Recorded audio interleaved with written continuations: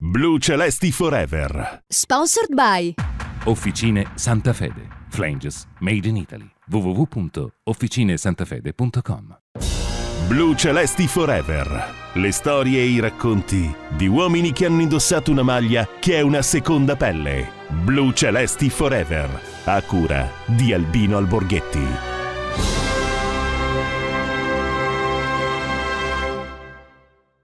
Amici di Lecco Channel e Lecco Channel News, un ben ritrovati a tutti quanti per un nuovo appuntamento con Blu Celesti Forever, la trasmissione che ricorda tutti coloro, tecnici, giocatori che hanno indossato la maglia blu celeste. Oggi con noi a ricordare una breve parentesi ma significativa della sua permanenza in blu celeste, un grandissimo giocatore italiano, sto parlando di Pierino Prati che è con noi al telefono. Ciao Piero! Ciao, buongiorno a tutti. Allora Piero, tu hai avuto, dopo una carriera che definire gloriosa è dire poco, una carriera veramente molto importante, hai avuto una parentesi anche come allenatore, proprio penso iniziale con la Calcio Lecco. Se non ricordo male era l'anno 1984 quando tu approdassi a Lecco. Era la tua prima panchina o avevi già allenato? No, era la prima panchina perché quell'anno stavo facendo il corso da allenatore a Coverciano, dunque è stata la mia prima uscita come allenatore. Ti ricordi come si palesò questo fatto di questa tua venuta sulla sponda del Lario dall'altra parte rispetto a dove abiti te? Sì, no, ma avevo conosciuto due persone che lavoravano nell'Eco, uno in quel momento era il presidente e visto che ero alla portata di mano subito, siccome la squadra stava andando male, e mi convinse a iniziare di quella città lì.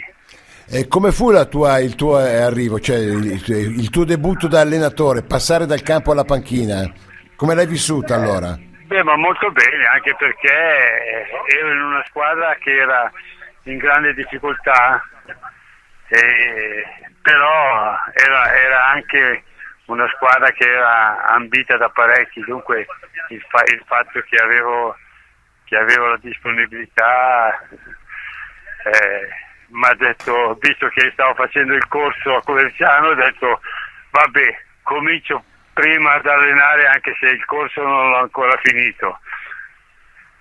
Ti ricordi qualche giocatore che avevi in quella squadra? No, mi devi aiutare te dei miei nomi perché sono passati talmente tanti. Dai, vediamo se riesco a ricordartene qualcuno io. Allora, mi pare che c'era Rinaldi, Valsecchi, Bellio, Marconi. Sì, quelli sì, ora sì.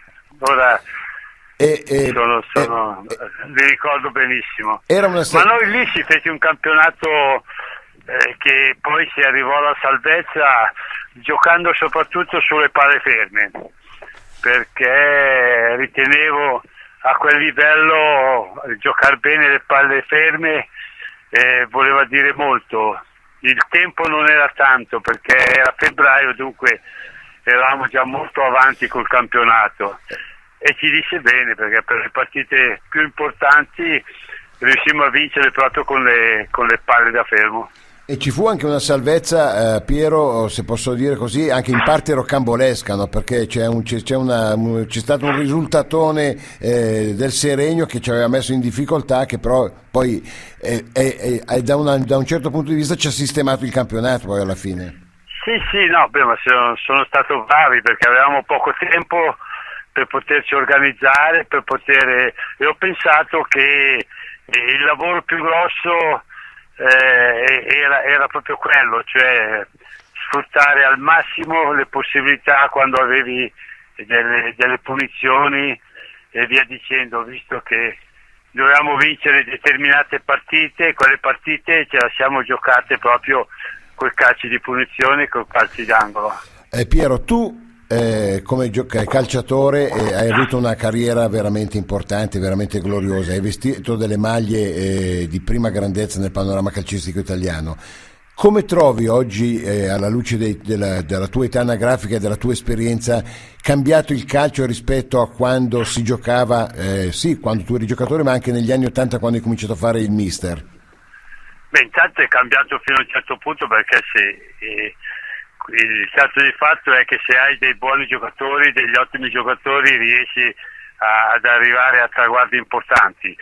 E poi tutto il resto è chiaro che la preparazione fisica, la preparazione tattica e via dicendo hanno fatto un grosso balzo rispetto a prima. Cioè, ora le partite, i campionati di qualunque livello c'è sicuramente più competenza, e dunque questo fa sì che i campionati sono più difficili, perché le competenze non fanno la differenza, ma sono i giocatori alla fine che fanno la differenza. Dunque il giocatore bravo è quello che ti fa ottenere dei risultati. Certo, bisogna nella gestione che sia una gestione diversa da quella che era allora. Non ci sono troppi stranieri nel nostro campionato, ma partendo dalla Serie A arrivando addirittura alla Serie D, dove ci sono comunque moltissimi giocatori stranieri.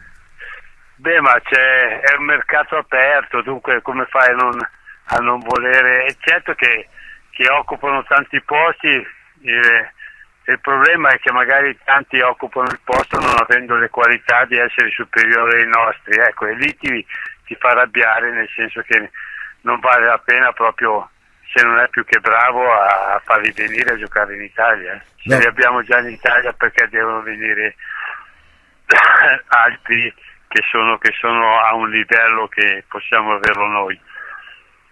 C'è anche da aggiungere, se sei d'accordo, Piero, che noi spesso ci lasciamo però un po' attrarre da quello che è il nome del giocatore straniero, così dall'esotico. Poi nei nostri vivai, anche se in taluni casi bistrattati, ci sono fior di giocatori che sono anche meglio di questi che andiamo a prendere. Sì, no, beh, ma io credo che bisogna avere la fortuna anche che c'è il periodo che nascono in Italia dei giocatori, dei top player in Italia, perché ce n'è in giro tantissimi. Io credo che in quei paesi lì dove ora si va a pescare a man bassa ragazzi, perché innanzitutto costano pochissimo e poi nello stesso tempo sono ragazzi che vivono in un ambiente che se non vai là a vederli proprio non sapevi neanche che potessero esistere. Ora invece questo vanno proprio alla ricerca di quei tipi di giocatori,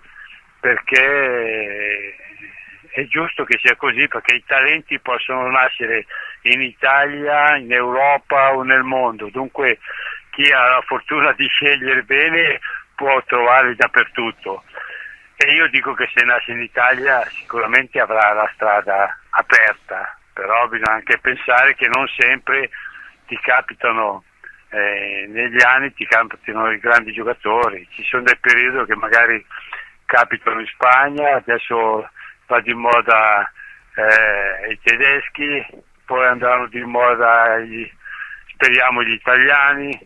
In Italia c'è un bel gruppo di giovani che, se riuscissero a fare il salto a livello europeo, a livello mondiale, possiamo avere una schiera in nazionale molto buona.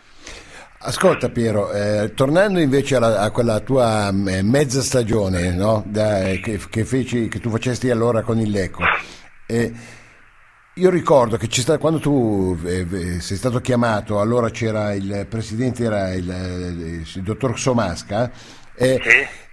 c'era addirittura una parte dei tifosi che ti voleva vedere in campo, perché...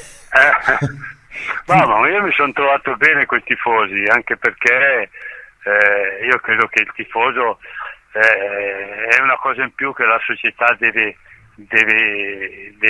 gestire, è una risorsa per la società. Il tifoso è quello vero, cioè nel senso quello che vuole il bene della società e non vuole il caos nella società. Assolutamente. Dunque lì c'è stato un feeling a prima vista, ha fatto sì che io riuscii a lavorare in una maniera stupenda, e con questo siamo arrivati a ottenere quello che sembrava impossibile. Allora Piero, te lo leggo proprio così come per ricordarti, no? Nell'ultima giornata, il 13 maggio, il Lecco viene superato 6-0 dal Seregno, che va agli spareggi promozioni con l'allora Virescit di Bergamo. Ma grazie al successo del Vigevano sulla Romanese, che segnò un ex Angiolillo, allora, resta in interregionale, no, e si fa per dire il miglior realizzatore Blucelesti in quel periodo fu con 4 reti milanese, seguito da Agnesi, poi c'avevi anche Maresi, Basilico e Volpi, Genovese, Rigamonti e Marconi. Questa era la tua squadra. Cos'è più importante, Piero, nel calcio? La testa o i piedi? Ma i piedi funzionano tramite gli impulsi che gli dà la testa. E quindi è più importante la testa?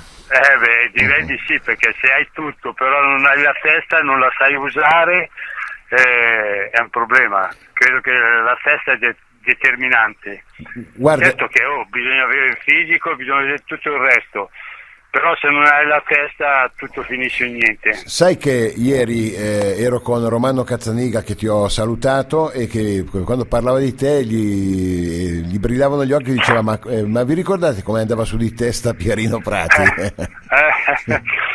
Erano bei momenti quelli. Sì, bei momenti, un altro calcio, un calcio elegante, ma anche sugli spalti la gente andava in giacca e cravatta, si andava a messa la mattina, si andava al cinema nel pomeriggio a vedere la partita. Il mondo era diviso in due, tra chi andava al cinematografo e chi andava a vedere le partite, e tutti rigorosamente vestiti della domenica. Che bel mondo. Altri tempi, però il tempo passa, bisogna aggiornarsi in continuazione. Bisogna stare sul pezzo. Certamente sì. Piero, sei stato gentilissimo, anche se per poco tempo a Lecco, da una redazione che è tutta milanista e quindi ti vuol bene per tutta la vita. No. Saluto a tutti e tanti auguri. Anche a te, Piero, grazie mille, tanti auguri per un caro Natale, e ti ringraziamo per essere stato qui con noi a Blucelesti Forever. Ciao ancora. Ciao. Blucelesti Forever. Sponsored by Officine Santa Fede. Flanges Made in Italy. www.officinesantafede.com. Blucelesti Forever. Le storie e i racconti di uomini che hanno indossato una maglia che è una seconda pelle. Blucelesti Forever. A cura di Albino Alborghetti.